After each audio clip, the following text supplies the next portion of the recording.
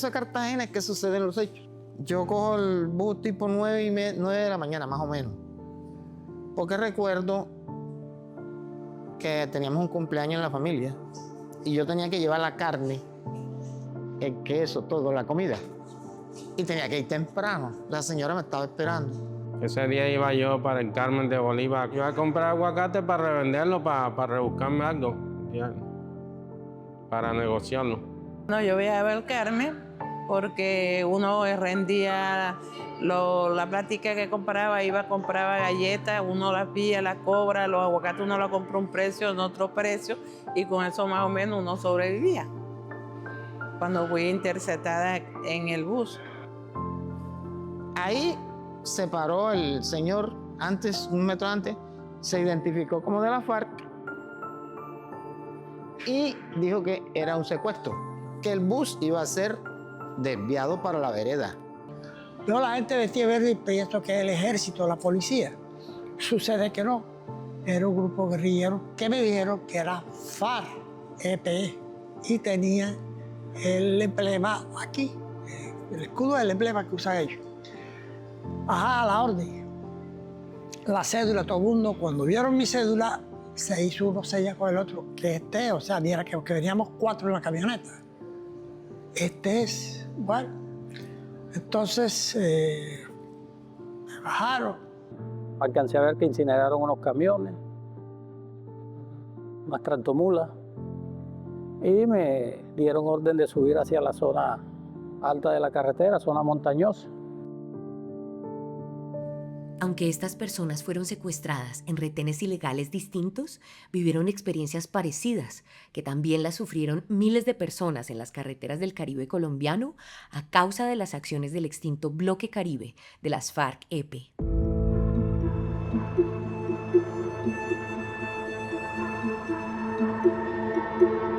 Las personas, cuando eran paradas en un retén, realmente no sabían qué iba a pasar, porque así como eran unas horas y luego liberaban a todo el mundo, en otras ocasiones podía ser que mataran a alguien o que secuestraran a alguien. En el caso 01, en el que se investigaron los secuestros cometidos por la antigua guerrilla, la JEP determinó que el Bloque Caribe de las antiguas FARC-EP instaló retenes ilegales en las vías de acceso al Caribe, sobre todo para exigir dinero a cambio de la libertad de sus víctimas. Estos retenes fueron conocidos popularmente como pescas milagrosas. Había gente que secuestraba al bulto, a lo que apareciera. Y estas son cosas que a las FARC le afectó desde el punto de vista del prestigio como organización, porque entonces se dejó de hacer inteligencia a la gente que realmente podía ser secuestrada y privada de la libertad con fines económicos. Entonces, si llegaba un pez gordo que cogían, era una pesca milagrosa. Por eso le llamaban así. Me refiero, un tipo que fuera médico y tuviera plata, caía en la pesca milagrosa y ya sabían que iban a tener una buena recompensa por el secuestro. Era algo que, como se dice, era al azar. Entonces, eso fue hecho al azar. Es decir, hubo personas a las que llegaron y de pronto, porque iba en un carro de alta gama o por cualquier otra razón, o porque iba en ese momento iba en un carro de una empresa o alguna cosa, ya con eso era suficiente para que lo llevaran para la sierra. Sin tener también información precisa, solamente para comenzar a conversar con ellos y a buscar con ellos cuánto podían dar económicamente por su liberación. Que eso era, que eran unos secuestros, que teníamos que aportarle algo económicamente para poder liberarnos. Pero cuando yo dije que por qué me iban a secuestrar, ellos me taparon la cara. Yo decía, ¿por qué a mí si yo no tengo plata? Yo soy pobre. Les dije que yo era funcionario SENA, yo no manejo plata, yo no tengo plata, yo no tengo nada. Entonces, dije ustedes están mal informados, ustedes me cojan a mí, no sé por qué, porque yo no tengo plata.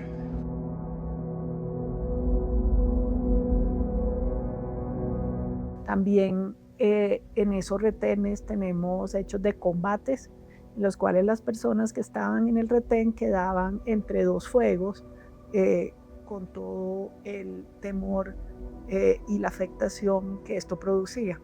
Vimos una bengala en el aire del ejército, nos hicieron tirar al piso y empezó el cruce de disparos. Ese mismo día hubo operaciones del ejército y llegamos a un punto entre San Jacinto y Arenas, conocido como Limón. Hubo ametrallamiento en esa zona.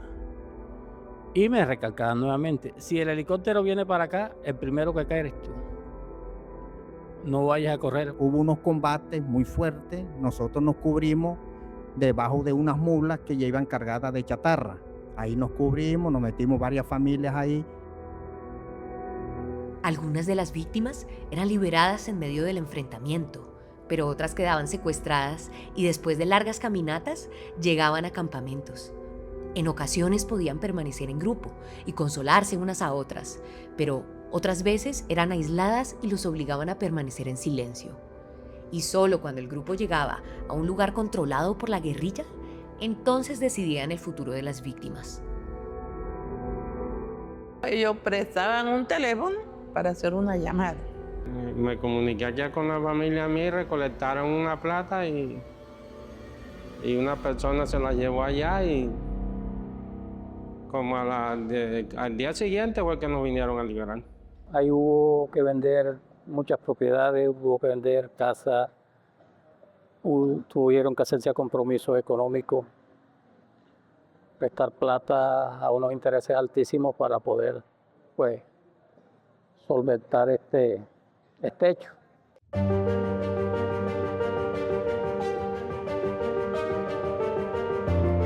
Los retenes ilegales se convirtieron en una práctica sistemática implementada por el Bloque Caribe de las antiguas FARC-EP después de la 8ª Conferencia Nacional Guerrillera de 1993.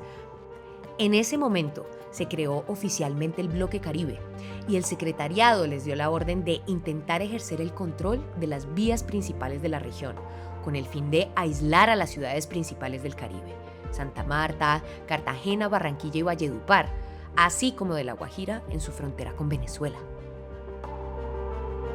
Por eso, el Bloque Caribe buscó ejercer el control en la troncal de Occidente que conduce de Sincelejo a Barranquilla, la transversal del Caribe, también llamada troncal del Caribe, esa que va desde el Golfo de Morrosquillo hasta Maicao, pasando por Cartagena, Barranquilla y Santa Marta, y la vía que conduce desde Aguachica y Bosconia hasta Valledupar, que son unos tramos de la troncal del Carbón, hoy conocida como la Ruta del Sol.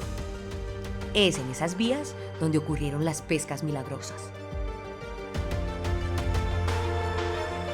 Entonces son unas pocas vías, digamos, las que entran y salen de Montes de María, o son unas pocas vías las que entran y salen de la Sierra Nevada, o las que entran y salen de la Serranía del Perijá, y era allí donde se hacían los retenes.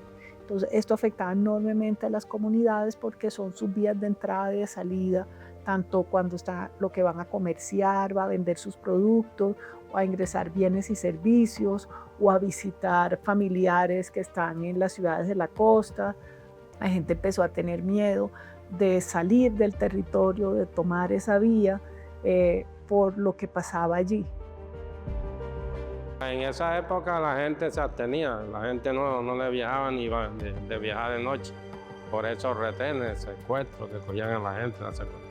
Entonces, eso era una incertidumbre y una fugia para uno cuando iba a viajar y sobre todo para mi persona, que a mí me tocaba como ingeniero ir a revisar los proyectos al sur de Bolívar, a la zona de los Montes de María.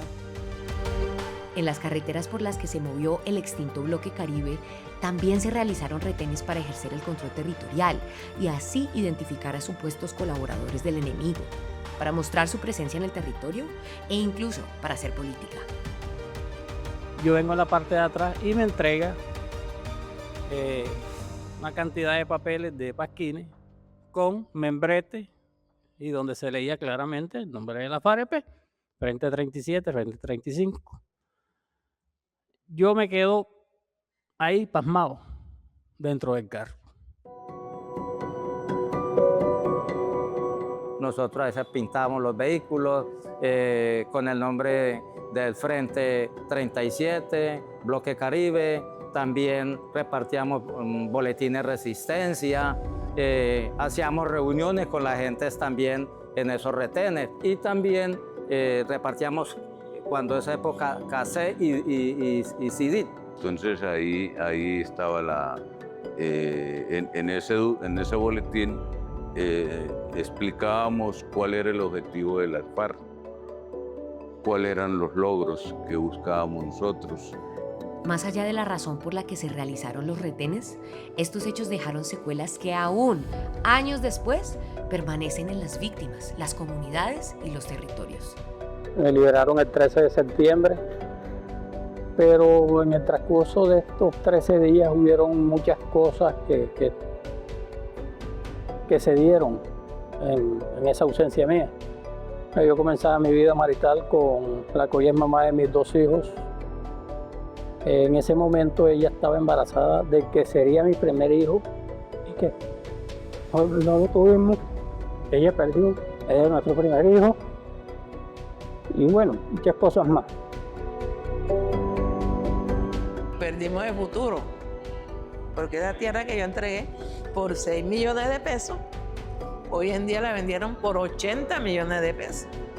Esta era la herencia que nos iba a dejar nuestro padre. No, prestaron una plata ahí con unos amigos y después que comencé a salir de eso, que comencé a trabajar, la iba pagando. Me demoré como 2 años para pagar esa plata. En esa época, la vaca más grande, la vaca más grande costaba 100.000 pesos. Me quitaron 30 millones de pesos que no lo tenía. Mi gente prestó plata a las amistades, a los familiares. El daño destructivo físico-mental, eso no lo recupera nadie.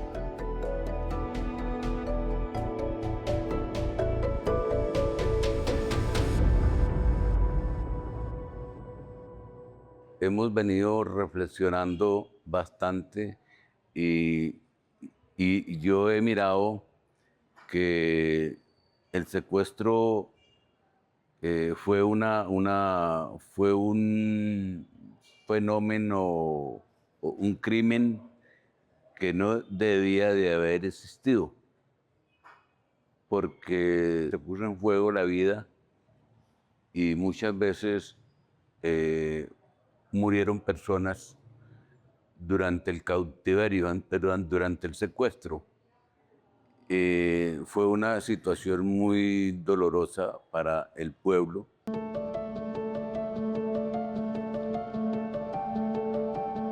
Como consecuencias traía a veces que el desplazamiento de familias al perder un familiar se motivaban precisamente a abandonar la región, ya por el temor, el miedo que tenían de que pronto fueran a ser secuestrados más familiares. La pesca milagrosa fue la tortura más grande que le pudieron dar a toda la región. Por los secuestros en los retenes y otros crímenes en el contexto del cautiverio, la JEP les imputó a 5 mandos medios del extinto Bloque Caribe crímenes de guerra y de lesa humanidad. Son crímenes tan graves que no pueden recibir el perdón judicial. Hoy los 5 comparecientes le están dando la cara a las víctimas y respondiendo por estos hechos ante la justicia transicional restaurativa.